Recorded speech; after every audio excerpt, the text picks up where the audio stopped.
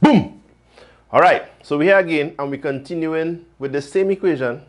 This time, we're going to make x the subject of the formula in equation 1, the linear equation, substitute into the nonlinear equation, go through the same process that we just went through in the previous video, and solve and verify that we will get the same results. Yeah? So, from equation 1,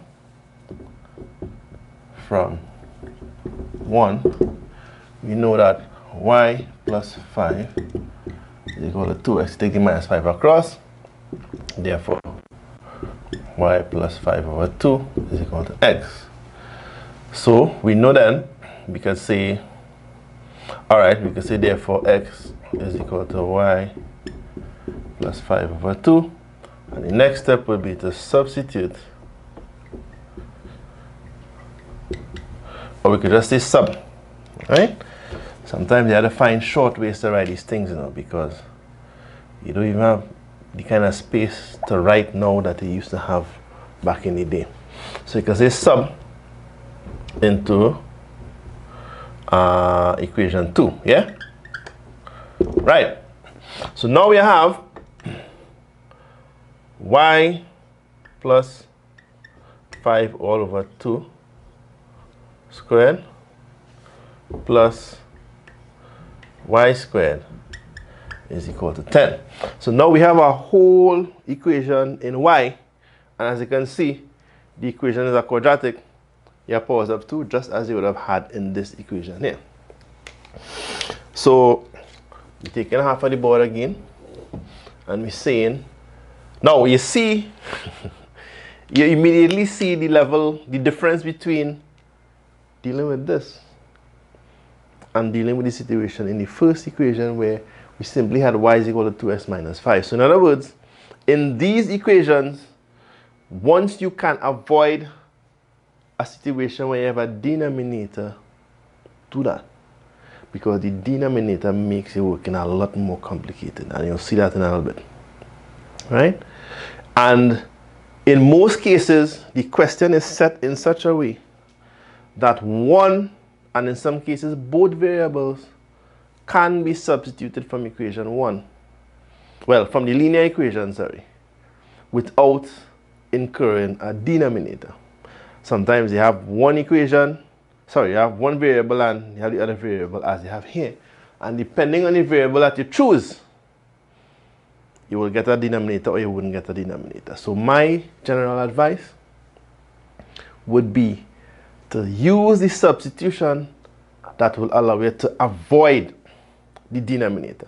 And that is why I work in the same question using both variables, so you could see clearly for yourself the difference between a substitution without a denominator, and a substitution with a denominator. Alright? All of these are little things that you have to keep in mind. Don't just stick with x all the time because x is what you like. Right? We discussed that in another video too. Yeah? Sometimes the question is set up in such a way that y is the easier variable to work with, as is the case here. But we're going through the x here just for the sake of instruction. So we're going. So y plus 5 over 2 ought to be squared is y squared plus 10y plus 25. Again, I'm not explaining how I get to that. All over 4 plus y squared is equal to 10. And now, because you have a denominator, you have to remove the denominator to proceed with this equation.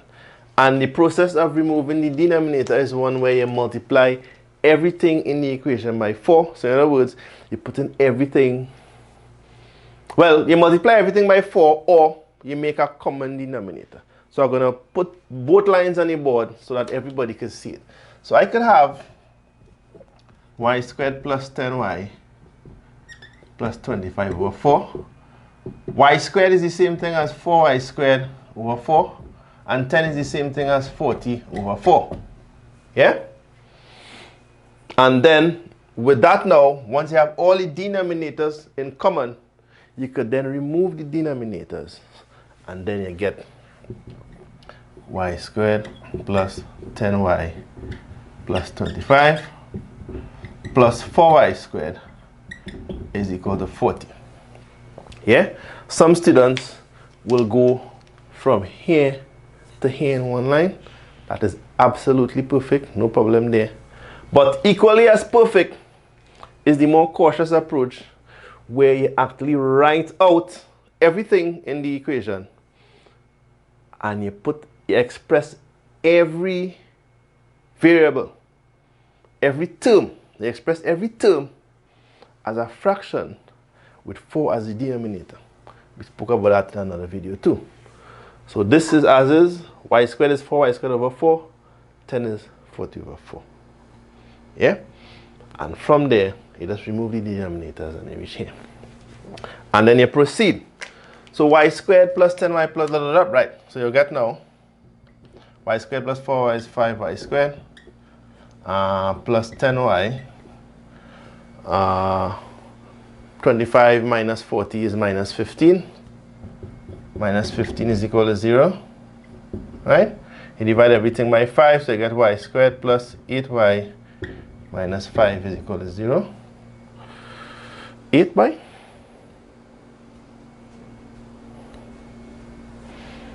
No, minus 3. That's what I'm saying. Minus 3. Divide by 5.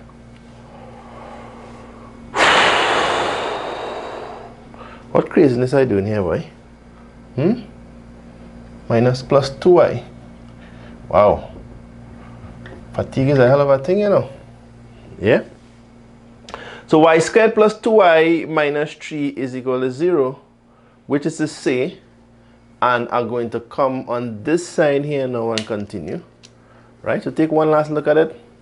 Bam. You always have the option to rewind on video. So I'm going to steal some space on this side of the board now. So you're coming across here now, and you're saying, we clear the whole board, man. Clear the whole half a board. You're saying that, yeah, I got to dry up the board and thing, eh? Yeah. So when I factorize again, I'm not going to explain how I get that, I'm just going to write it. So you factorize and I get, y plus 3 into y minus 1 equals 0, which is to say then that y is equal to minus 3 and y is equal to plus 1. The same y values we got in the previous working when we solve for x first. This time we solve for y first. Same values, yeah? And then you substitute y is equal to minus 3 into the linear equation, which was y is equal to 2x minus 5, and we got gotten that x is equal to y plus 5 over 2, right? So we know that x is equal to y plus 5 over 2. So when y is equal to minus 3, so you say for y is equal to minus 3, x is equal to minus 3 plus 5 over 2, which is equal to 2 over 2, which is equal to 1. And for y is equal to 1, x is equal to 1 plus 5 over 2, which is equal to 6 over 2, which is equal to 3. Alright? Which means therefore that in solution, you would have that, let me take a little piece of real estate in the middle here now. Alright? X equal 1 and y is equal to minus 3, and you have that x is equal to 3 and y is equal to 1. Yeah? Yeah, so that's it there now. That's it there. So you got a chance to see the same pair of simultaneous equations worked out with both variables being given a term as the subject of the formula in the linear equation. Of course, in the exam, you don't have to work it twice. just choose the easier one. So I went through all of this just to give you an idea of why you need to be aware of the need to make a choice. Alright? So don't go trying to eliminate any simultaneous equations where one is linear and one is nonlinear. You can't eliminate in those circumstances. Your only option where you have one linear equation and one nonlinear equation is substitution. Right? I trust that the working that we went through in the last couple, this video and the one before it, would have given you some insight into that, and I hope that you will take the next step now and go and practice. Don't make the mistake of thinking that because you see it and it look easy when I explain it and you understand everything that I say, that you know it. You had to practice. You had to do it. So go and do it now. Yeah? Alright, later.